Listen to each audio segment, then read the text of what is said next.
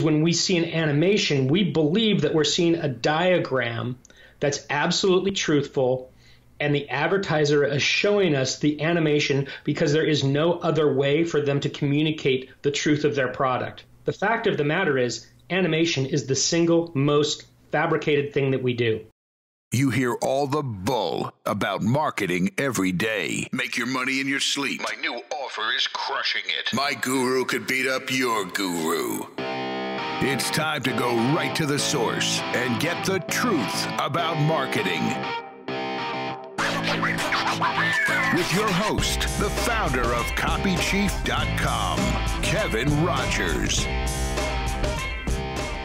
Hey, welcome back to The Truth About Marketing.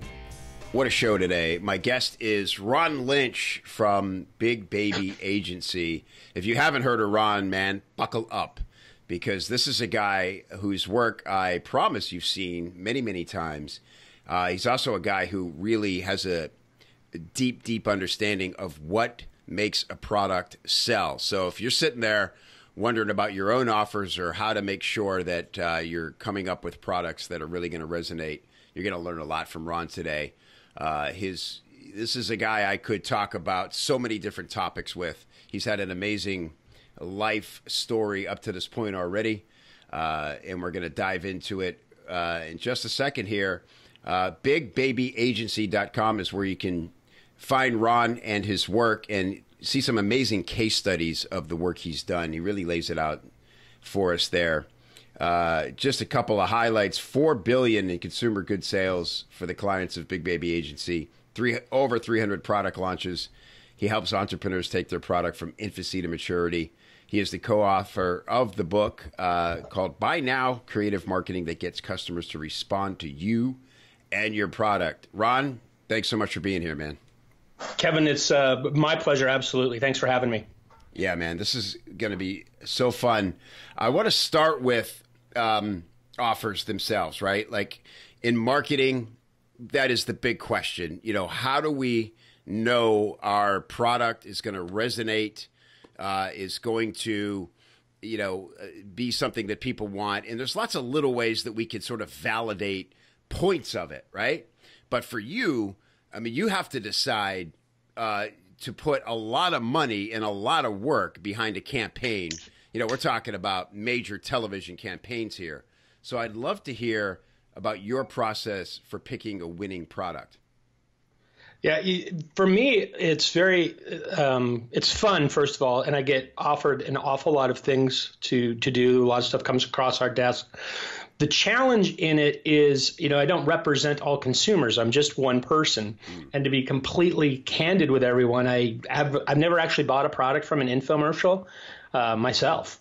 I've bought 2 pans that were a 2-for-1 on QVC once, and that is literally the only time I've ever ordered off of anything off of television, and I love them. So I actually come to the business, one, not needing to sell anything, and 2, I'm the ultimate skeptic. I believe everybody who's selling to you is a thief, a liar, and a charlatan. And when you bring that level of skepticism to a product, it's really easy to go, is that useful? Is it useful to the world? Should I even be selling it? Under what conditions would I buy it? Who would want this? And I think that that's an important thing, an important ethical starting place for anybody in sales. It's you don't have to sell just a product just because someone has it for you to sell. Right. And so many people on the other side of that feel like, especially in digital marketing, where it's so easy to create products and basically can cost nothing. It's so easy to come up with a product just because you want to sell people stuff. Yeah, I think it's interesting. We'll get a little further into this and kind of how we construct things. But I'll tell you, one of the biggest challenges I have when I came to the internet side of this business, because I've been doing this a lot since before there really was an internet, is there's a great deal of people that are selling, they're marketing people how to market to marketers. Right. There's this pyramid of marketing, and they get through that because they've thought of a market or an angle, and then they go, okay, well, at the end of the day, what are you really selling? And there's nothing wrong with selling information or teaching people tactics in a valid way. I just happened to come to this world from the consumer goods side, and had to kind of scrutinize the world. And I found incredible value, by the way, in that learning how to market from online marketers. In a way, the online marketing world is really getting paid from my side of the glass, testing. They're really in the testing world, where they're figuring out metrics and messaging to test marketing, to sell marketing. And that's what I've come to use it for consumer goods, is I use all the same tactics that internet marketers use, but I use them for actual tangible goods and consumer goods for the most part. Interesting. So can you give us an example of, and I don't want to derail the original question, but that's fascinating to me. So, for your purpose, being able to test online, tell me what you're testing first. Are you testing the product, the interest in the product itself, or the direction of the campaign? Well, yeah, you know what? Let's go backwards to go forwards there. Okay. I'll give you a very specific example. Let's do a case study real quick. Aerogarden came to me a number of years ago, maybe a decade ago, kind of at the birth of marketing on the internet. And Aerogarden had this tabletop garden that, grew 8 or 9 plants in small quantities. So you'd grow herbs, whatever, tomatoes on your countertop in the kitchen with a light. And we had sold that product on television to a mass audience for a long time. They went into their sales data and realized that there were 4 or 5 very unique and different consumer verticals that they were selling into. That approach helped us come up with a campaign with specific creatives that went to specific demographics on specific media channels, something we call demographic media messaging. So we created a tomato gardener avatar that was a male that shopped on home HGTV. Then on the Lifetime network, there was a gardener that was what we called a pampered chef mom, the kind of gal who buys a pizza at Costco and then cuts up her own basil and puts it on the pizza, cooks it, and then tells everybody she cooked. Right? Right. So we came to this kind of in a reverse engineering way from television. When I arrived at the internet and internet marketing, I realized that's the place these guys start. So I'll take a product out to the internet with my assumptions of what the different verticals are and what the different messaging points are to drive sales in each one of those verticals, and test them out and find success or failure before I go and invest in a TV campaign. So the internet's really my laboratory now. Yeah, that's fascinating. What sort of ability, let me say it a different way, what would that have cost before the internet? Well, I mean, I can tell you point blank because I can give you the exact metrics. I could go to TV right now. I have clients that I can do this with and spend $500,000 to $700,000 on a half-hour infomercial. Then once we've got media metrics back. I'm including all this in that $700,000 budget. Take it to a dial test, find out what people liked and what they didn't like, test out the call center scripts. And mind you, I don't know who didn't call, so I'm still responding to a very small audience size. Try to go back and fine-tune that infomercial, go back on air for another $100,000, $150,000, and you can see how we clear the 1 million mark pretty rapidly. Now, I can take and go shoot for one day all the assets I need to test on the internet and go out and for $50,000 do a media test online or a series of them, and for $50,000 find out if I should even be making that infomercial in the first place. Wow. So it is a radical advancement for the infomercial world. Yeah, fantastic. Okay, so backing up a little bit, somebody comes to you with their product. Like you said, this happens a lot. It's obviously something you welcome because you're looking for the next big winner to get behind, right? What are you looking for? Like maybe there's 2 or 3 things that you got to tick those boxes before you can even take the next step. Well, first of all, the product has got to have innovation. That's always my first box, because having blue ocean to work with is critical in the infomercial business and in the marketing business. You want to create a new category and dominate that category. That's formulaically worked very well for us. So I look for innovation. And then probably the second thing I look for is having it solve one of the 7 deadly sins.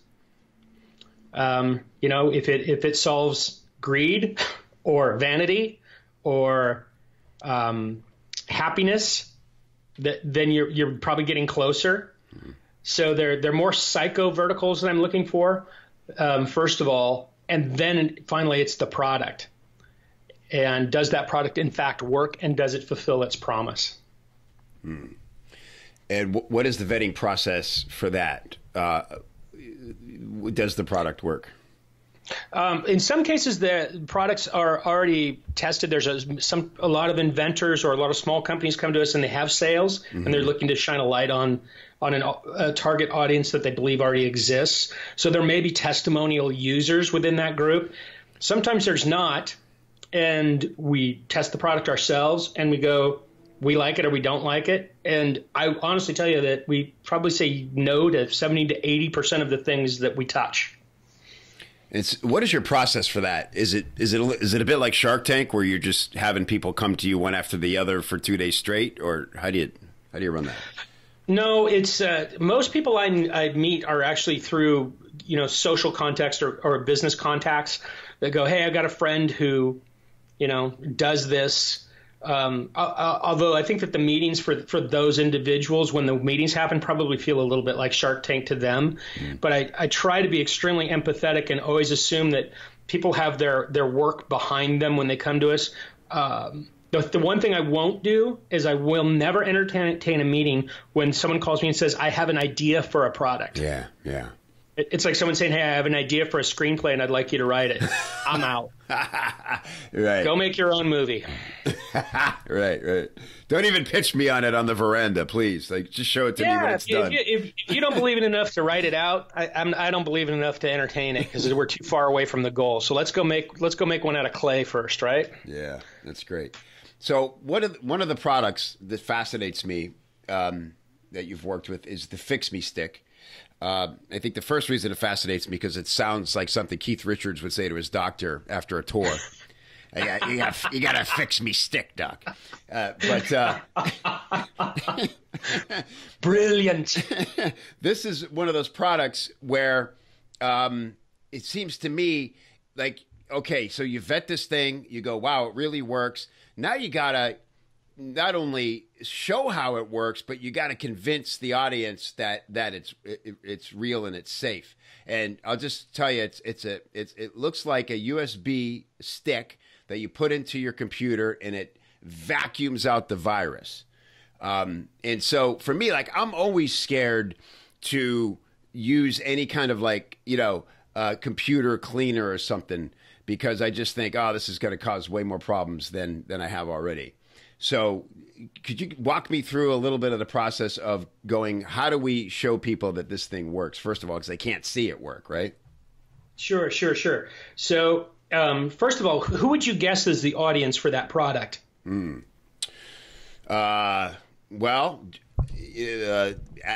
porn watchers. Well, that might be true.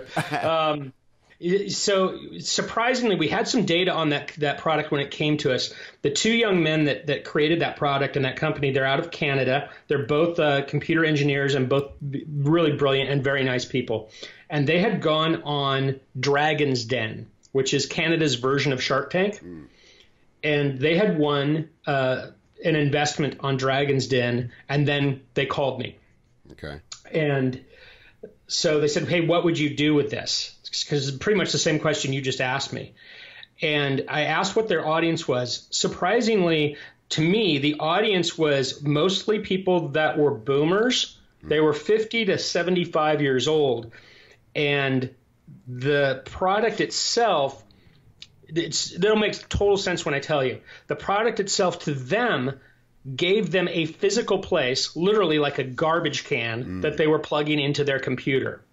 Well, the rest of us know how digital data works, and we don't need that. We know that you can get, and they had 3 very good licensed softwares that they were using, including Kaspersky, and we know that we don't need a physical thing. But this is a physical USB port driven thing, and it gives you the impression that it sucks the viruses out of your computer, just like you described. So when we went to shoot it, I wanted to set up the problem properly. And so we said, hey, you've got your financial data and your digital data and all of your emails and your history on your computer. Would you like to protect that from? And we didn't want to sociologically point at anybody, but we thought, hey, the most reasonable villain out there that we all assume at the time is real was the Russian hacker, quote unquote. Mm-hmm. So we took our very good friend, Kaleo, who is our art director, and we darkened one corner of the set and gave him a toothpick and a black shirt, and he looks like he's in a basement hacking someone's computer. I believe he even has a bandage on his face. He does. We have him looking as just an absolute Bond villain.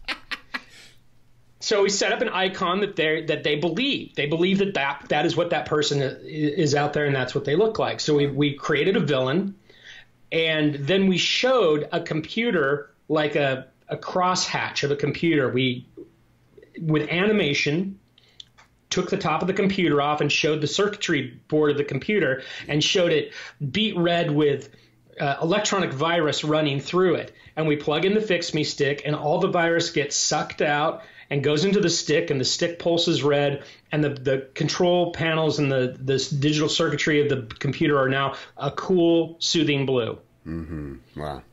So, and that brings up an interesting point about animation. Animation is something that we utilize over and over in what we do to show people how things absolutely work. Because as children, we're all trained to watch cartoons. We sit down in front of the TV and we suspend disbelief, and we do that for the first 5 or 6 or 8 years of our lives.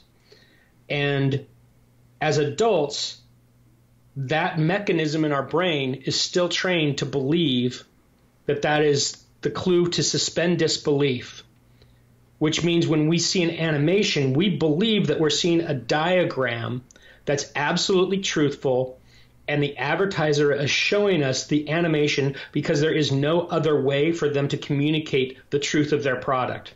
Mm-hmm. The fact of the matter is, animation is the single most fabricated thing that we do. Mm-hmm. Not saying it's incorrect. Right. Saying it's just intellectually, it's completely contrived. Right. You have control over all of the elements. So that's how that worked. Nice. And they've done remarkably well. It's so great. So you do need the actual stick, but as you said, as other people know, you could get it other ways. But the stick is the symbol for you.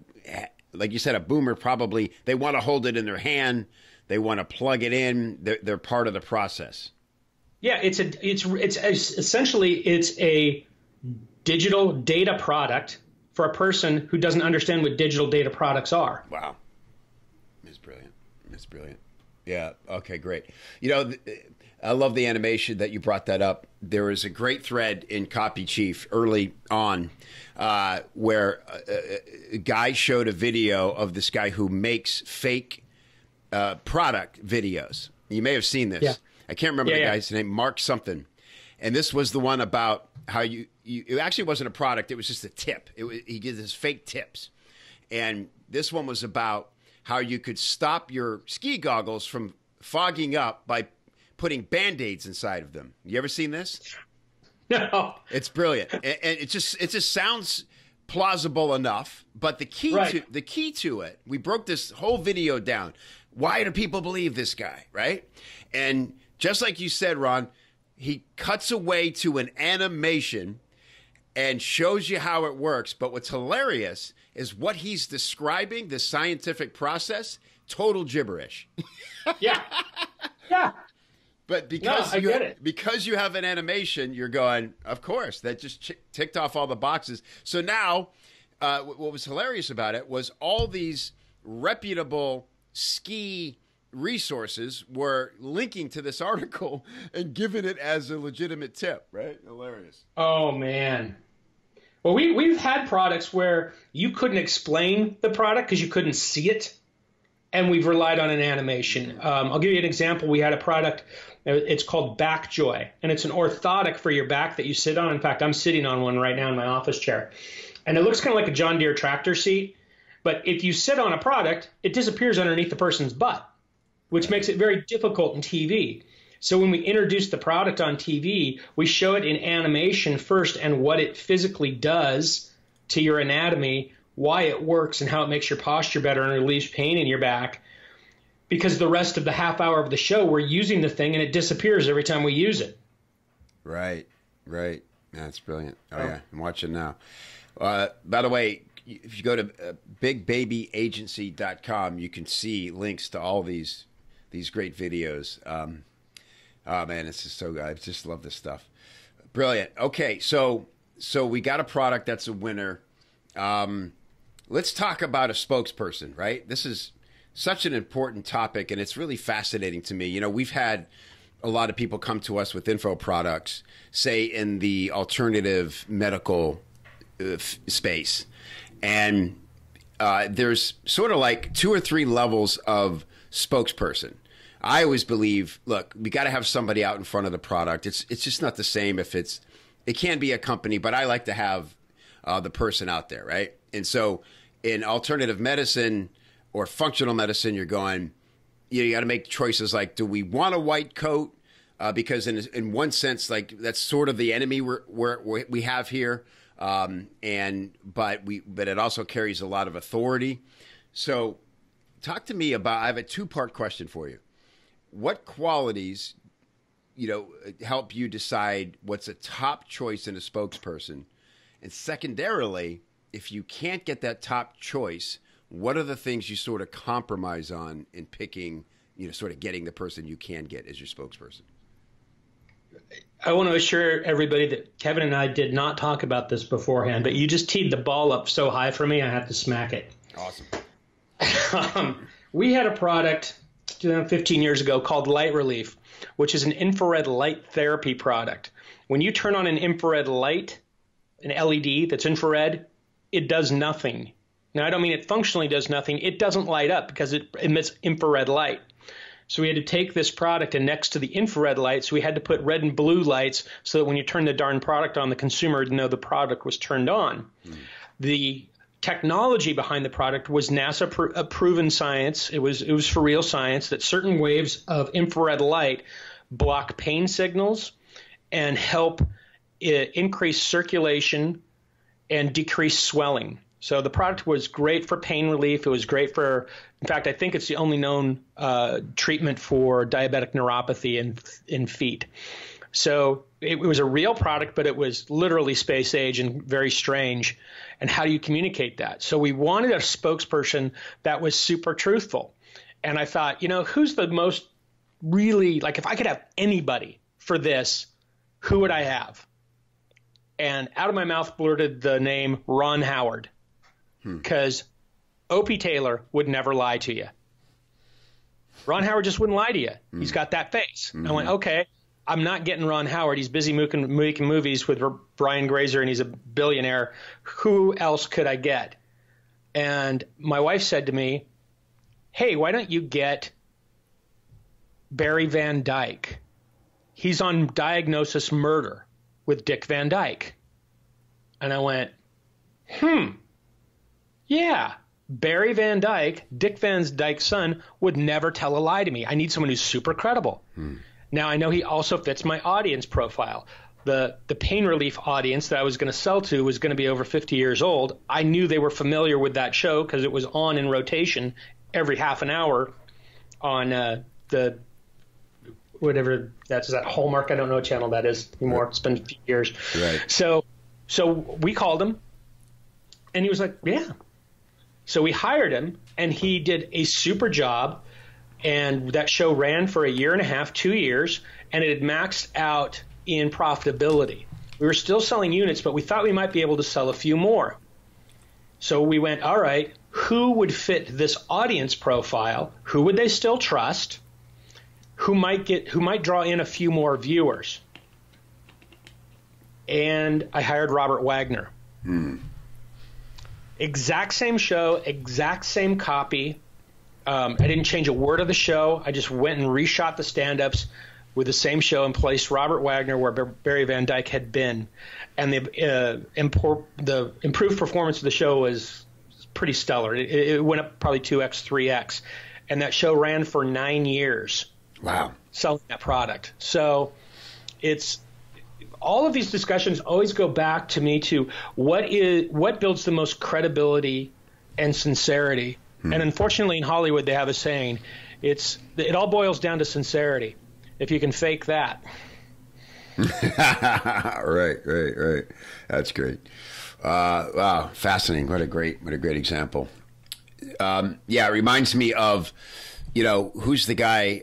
In fact, our buddy Ian keeps telling me to listen to his podcast, and I haven't done it yet. But it's the guy who was on all the Ford commercials. Mike Rowe. Mike Rowe. Mike Rowe's brilliant. He's like the most trusted guy on TV. And yeah, I tried to hire him. Oh, really? Interesting. Yeah. Rug Doctor's a client of ours, or was a client of ours a couple of years ago, and we were doing a carpet cleaner, and I called him. I got him on the phone, and he's very cool, very nice guy. And he goes, "Look, I know you know what you're doing, but this is the way it's going to be. It's going to be $1 million, and I write it, I shoot it, and I direct it. Wow. And if you don't like what comes out of my mouth, tough." All right.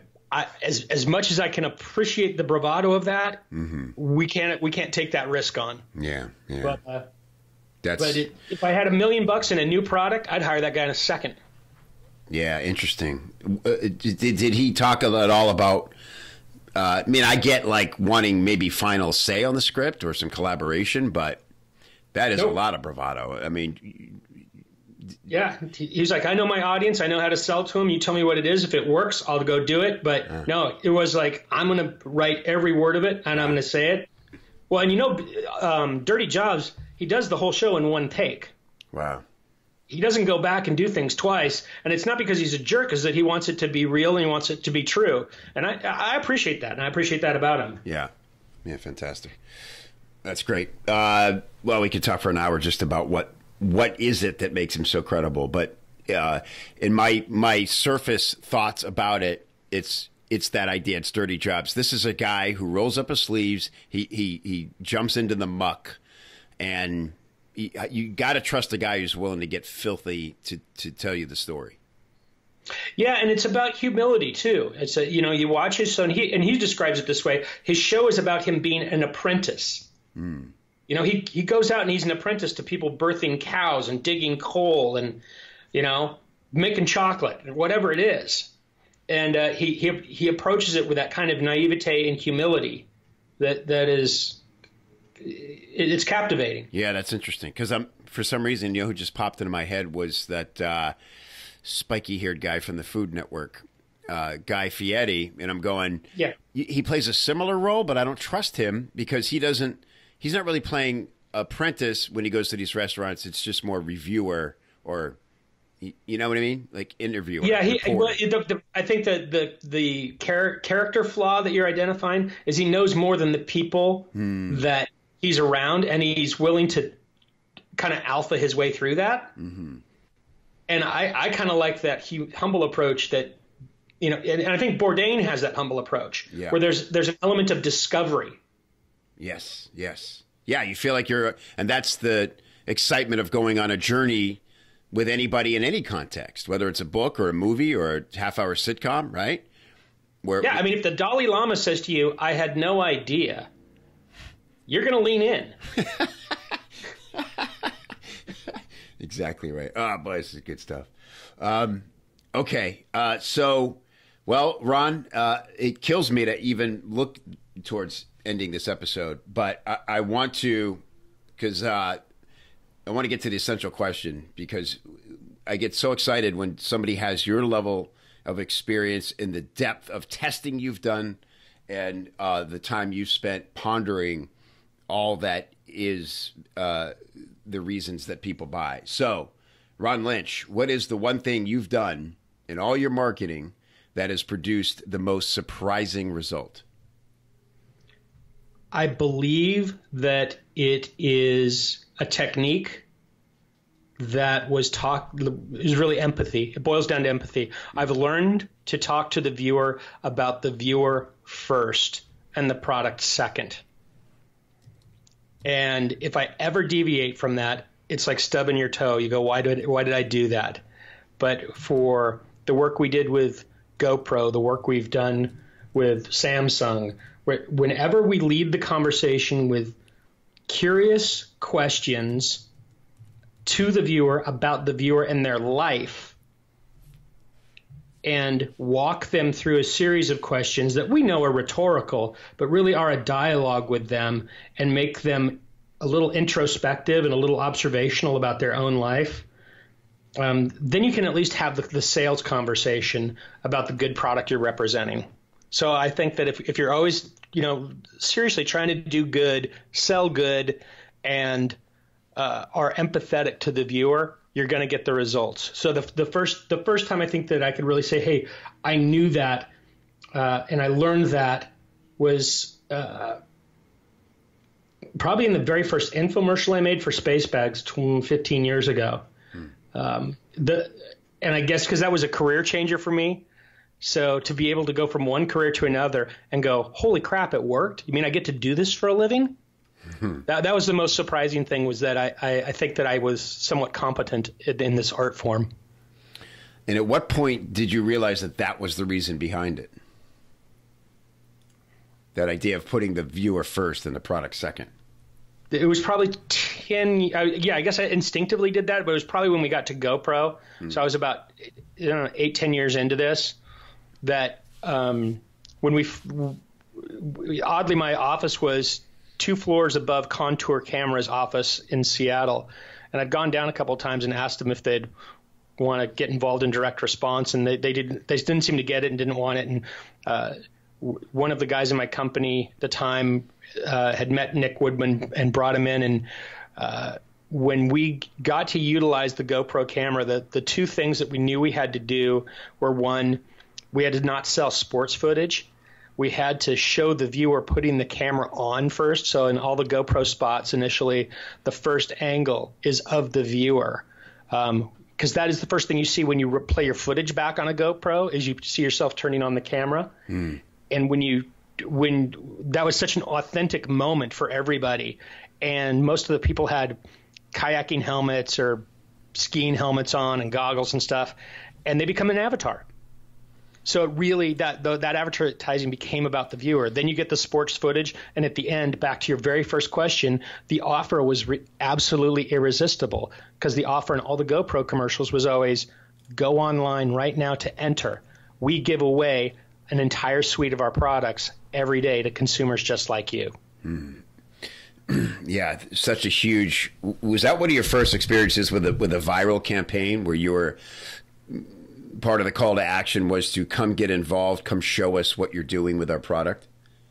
Yeah, we didn't have, GoPro had some capital, but they didn't have big money. They had sold $600,000 worth of cameras the year before we started, and the year we started, they sold $6 million. But they didn't have, that's sales. That's not enough money to go get Shaun White. So we were taking consumer footage, and we knew that if we showed it in that way, that consumers would intuitively understand that they could kind of show off. They could show what a badass that they were at sports on YouTube or on Facebook, and it happened to coordinate right when YouTube and Facebook were really getting traction. So part of the success of GoPro was really the vanity of marketplace that YouTube and Facebook provide.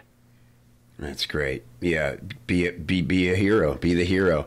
And really, that is at the heart of any great campaign.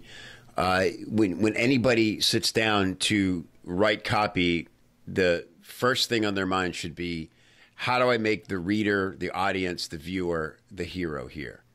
And it's a tricky thing to get your head around when you say, well, I'm talking about me and my experience, or I'm talking about my product. What would you say to somebody who's stuck on that? Take your hat off and turn around and look specifically at who might buy this, and each consumer differently. So you might end up with 8 verticals, and you have to say it 8 different ways and lead with 8 different questions. And you have the flexibility and the freedom to do that on the internet. So I always say, take the other person's perspective, just flip it around. And what would you like to, what would you like to have said to you? That's what, one of the industries that I've learned a lot from in this kind of a weird tangential thing is the pickup artist industry, which is very big in the internet marketing community. I've never worked in that world, but I listen to what those guys and gals do. And what they do is they teach single people to walk up to other single people and make themselves approachable, even if they're grotesquely ugly. Mm-hmm. Yeah. Is they know how to start a conversation with someone about someone else.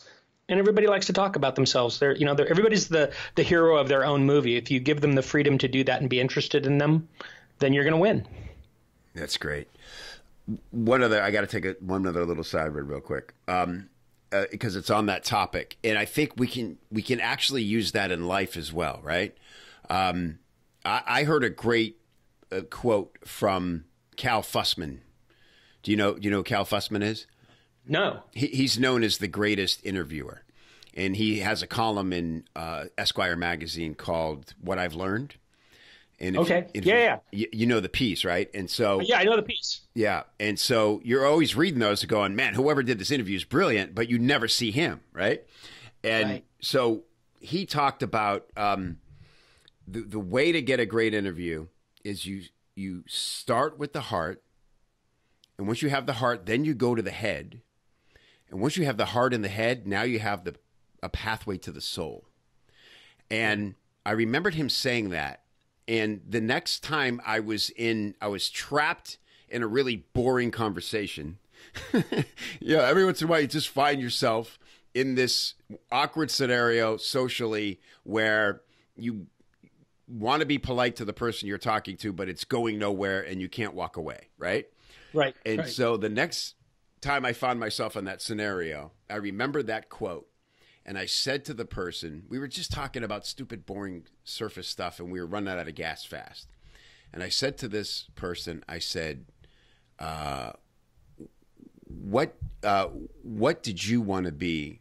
What's the earliest thing you can remember wanting to be when you grew up? Because we were talking about kids and things they were good at. Right. And she took a step back, and she tilted her head up to the sky, right? And she thought for a second, and she started to tell me.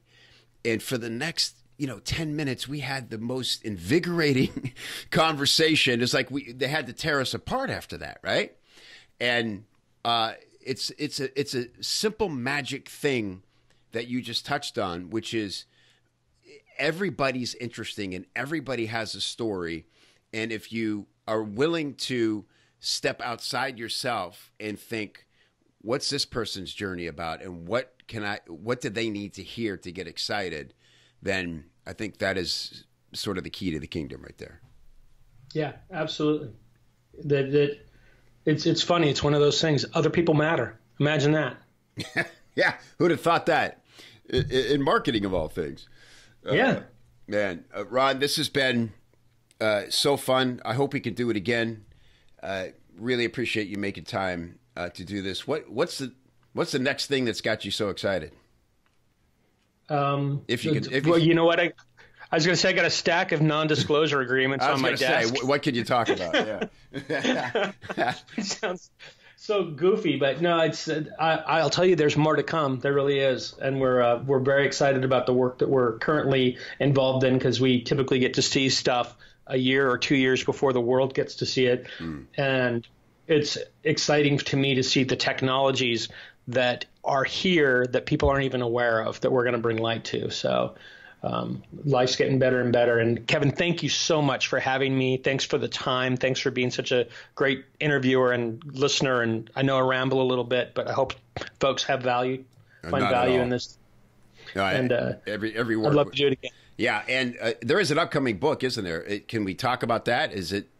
Sure. Yeah. I'm actually currently writing 2 books. One book is called The Marketing Mercenary, and it's going to be individual lessons about how I do what I do, and in between the chapters that are kind of, the case studies, so to speak, of how this product worked and was launched and how the other one was, and the lessons I learned are going to be individual chapters on the mentors that I had, or the famous or not so famous people that I worked with, and what they taught me that I immediately applied, and how that took me light years ahead every time. So there'll be some you get to a real raw look at how I've learned to get to where I am and why I still look for mentors at this old age of 50. And so that's the first one. The second one's going to be called Motivate, and it's the 8 motives to psychologically trick yourself into motivation. Oh, wow. Great. Can't wait. I'll be watching for both of those. So bigbabyagency.com. Go there and keep abreast of what Ron's doing. Thanks again, Ron. Really appreciate it. We'll talk again soon. Thanks, Kevin. All right. Bye-bye, man. Hey, thanks again for listening to the Truth About Marketing podcast. If you like this show and you think other people would like this show, the best way to spread the word is by reviewing and rating the show in iTunes. Just log in, click review, leave a big old fat 5-star review, and let everybody know that you dig the show so that they can dig it too. To get all the links and resources we mentioned on today's episode, please go to copychief.com/TAM, as in Truth About Marketing. And if you'd like to learn more about how you can improve your sales copy with templates, formulas, coaching, feedback, or hiring a pro, do all that on the inside of the members area of copychief.com, and I will look for you there. Thanks for listening. We'll see you next time.